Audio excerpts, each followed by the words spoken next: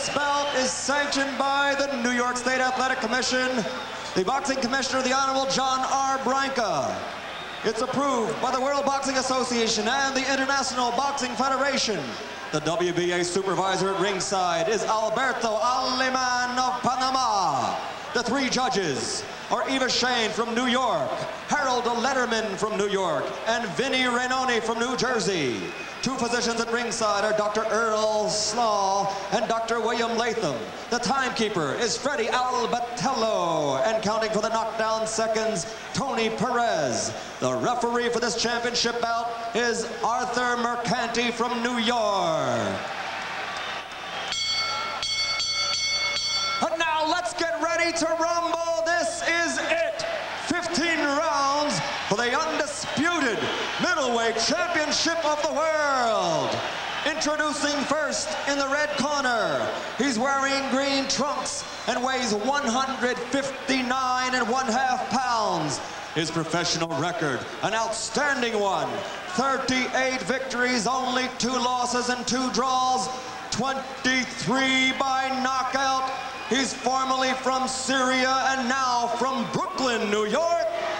The #1 contender in the world, Mustafa Hamsha.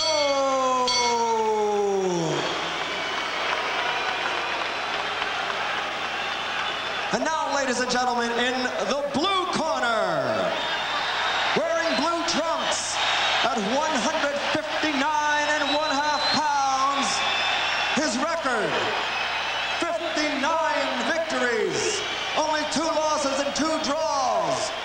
49 by knockout from Brockton, Massachusetts. The undisputed middleweight champion of the world, Marvelous Marvin Hagler.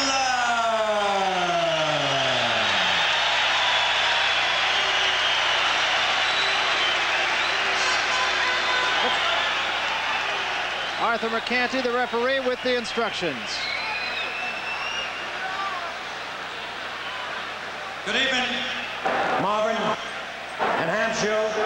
You both received instructions early in the season. We expect you to obey these instructions, and I will be here to enforce them. Shake hands now.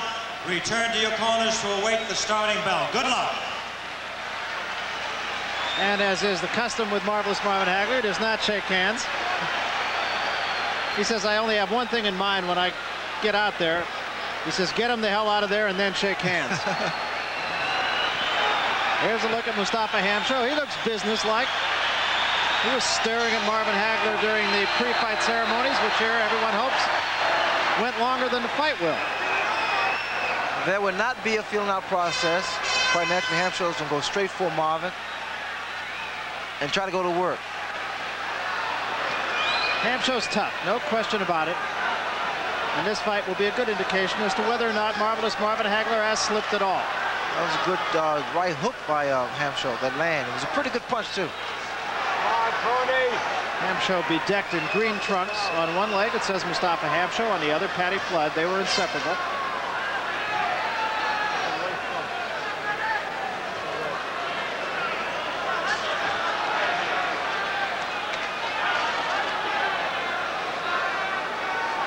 I mentioned earlier that Marvelous Marvin Hagler in that first fight did not lose a round. So right from the opening bell, he took charge. Well, right from the very beginning, he dictated the pace of the fight. But here, I think he really wants to feel his man out and see a weakness. And Hagler looks at Arthur Mercanti for help as he was complaining that Hamsha held him. Hagler has to be very careful, Barrett, as far as headbutts. Although it's not intentional, it's just the way that Hamsha, his style is. Yeah, that is one thing to keep in mind. Even though Mustafa Hamsha had 55 stitches from cuts inflicted by Marvelous Marvin Hagler in that first fight in Chicago, Hagler himself was cut from a butt in the first round. You know, there was a big question whether or not Hamsha could change his style. And he is. And what I see, he's moving his head. He's not being a stationary target.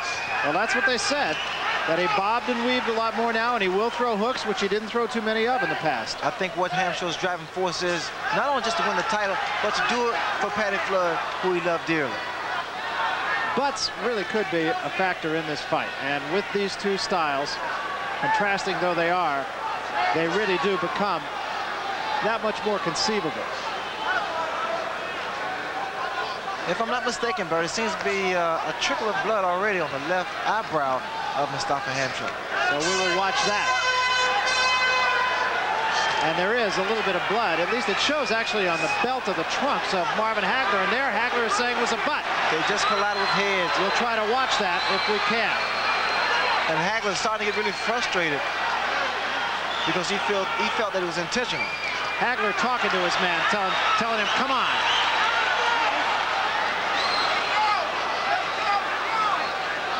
And there is blood. It appears to be above the left eye. Right in about the brow, alongside the bridge of the nose.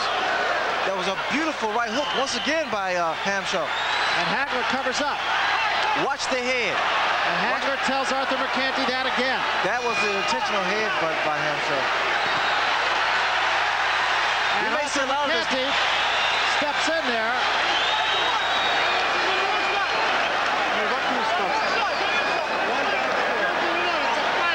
We know that Hamsha already has a cut over his brow. This fight could come down to a question of how much blood the referee Arthur Mercanti could stand. I actually gave that round to Hamsha. He was more deliberate than we've seen in the past. He showed more movement. Here he comes in, and there you see the butt in which he's led with his head. And Hagler was very upset. There it is. He led with his head. He did not cut Hagler. He is being more deliberate. And Hagler's anger got the best of him in that round. He seemed frustrated. He seemed a little bit surprised by the way Hamsha fought him. Round two. A lot of fireworks in that first round. You may see a lot more movement from Marvin. Well, you say, put it this way, you should. Have to stay on his toes and give this man a lot of lateral movement. Keep him in the center of the ring and not let Hamsha get him against the ropes nor the corner. Hamsha cut above the brow, on the brow actually, over the left eye. So we will keep an eye on that. Look at Hamsha move his head. Now that definitely is a big change in Mustafa Hamsha. He is giving Hagler a lot of more movement from the head. He's not a stationary target anymore. And Hagler going with the jab and a quick right hand behind that left jab. Very quick combination by Hagler. So what you see, Barry, they have not changed the style of Mustafa. Just added on. Going side to side a little bit more. Bobbing, weaving. 1 minute into the second round.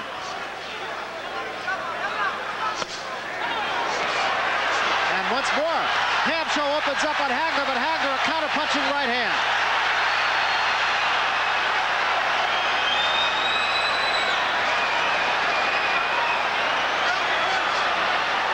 What also may be a factor in this fight, Mustafa Hamsha had to pull off a little more than half a pound, and it may take his toll. Pretty nasty bleeding right now from that cut over the eye, and it isn't a place where it could really affect him.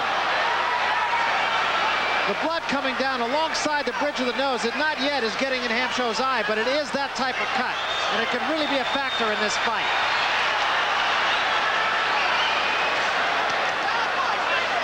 I believe that is the same cut from the first round. I don't think he was cut any more than that.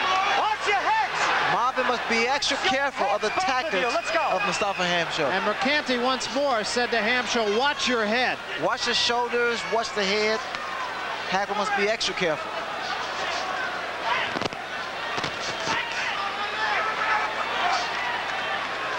Remember the fight with Vito Antifermo? There was a butt in the first round that opened up a big cut on Marvelous Marvin Hagler. There was a butt in the first round of this fight too. It did not open a cut. The only blood right now showing from the left eye of Mustafa Hamsha. That's a good right hand by Hamsha. Mustafa Hamsha uses his shoulders very well. He has that chin underneath his shoulders. Has very broad shoulders. In between rounds, we will look into the corner of Mustafa Hamsha, and we will try to check on that cut. Hamsha took a good right hand that stopped him in his tracks.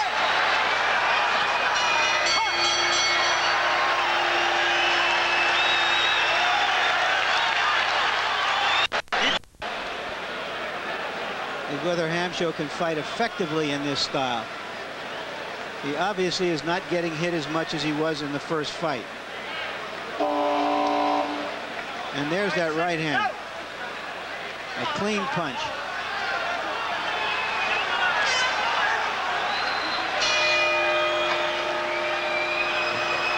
Tommy Hearns, incidentally, sitting right directly behind us here, talking with some of his cohorts, saying, I got my fingers crossed. There's no question as to who he's rooting for. This is the third round. Hamsha fighting with his elbows and his head. And that was just out and out a butt. Hagler can't lose his composure, Barry. He must stay relaxed, stay calm. I think this is what Hamsha wants Hagler to do. Just get upset. Just run in.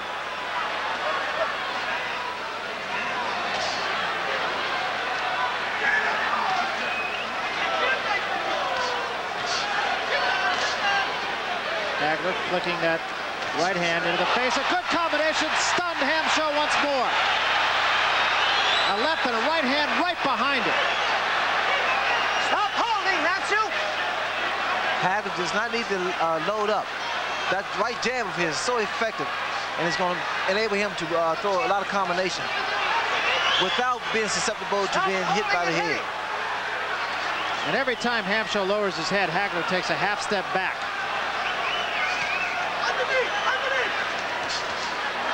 Hagler getting off faster than Hamsha, no question about that. And another good combination, and Hamsha is down.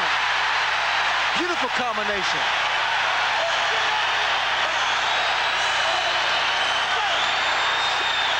Now you're going to see marvelous Marvin Hagler go to work. He has a great killer instinct. He started with a right hand, and Hamsha holds on once more. Uppercut and a left hand. Hagler not wasting any punches here. Hamsha right at the moment fighting on instinct. Crowd on its feet at the Garden. Inside 1 minute remaining. He's ready to go. He's ready to go. Hamsha is out on his feet. Hagler should be able to finish him off. Time, no factor.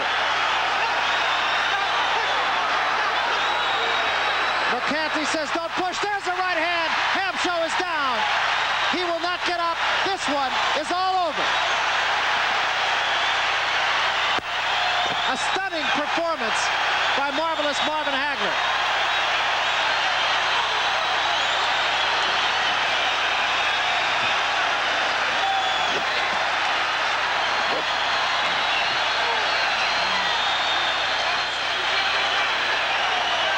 Well, that's going to make people sit up and take notice, I think, Ray. Oh, for sure. I think Hagler just did a great job in doing away with Mustafa Hamsha. He was very sharp. I think the last time these two fought, we had said that that was as good a performance as we'd seen of Marvin Hagler. However, at that time, Hamsha's style was made to order for Hagler. Tonight, Hamsha tried to do something a little bit different. And I'll bet here that marvelous Marvin Hagler didn't miss but 10 punches in this fight. Well, the right hook was what did the damage. In fact, he sent Hamsha to the canvas, and he took his time. I was impressed with the fact Hagler took his time. And here, Hamsha is just on Queer Street.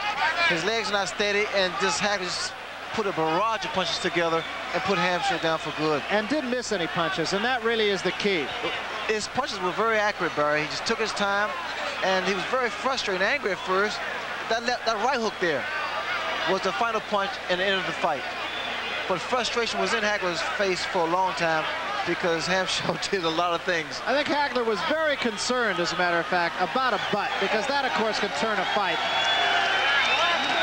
And Hagler looking down at Tommy Hearns, who sits behind us here. Pat Petronelli pointing to Hearns. Hearns got to be a happy man. He wants to be pointed to at this point. And this is is what the public wants. This is a natural fight, a big fight. It's a happen. It's an event. Marvelous Marvin Hagler, absolutely a fine performance. We keep referring to him as Marvelous Marvin Hagler. We want you to know that is his given name. He had it changed. Ergo, it is Marvelous Marvin, not just simply Marvin. Right now, let's go up to the ring announcer, Mike Buffer. He has the official decision. Ladies and gentlemen, the time, 2:31 of the third round. The referee stops the bout. The winner by technical knockout, still undisputed middleweight champion of the world, Marvelous Marvin Hagler.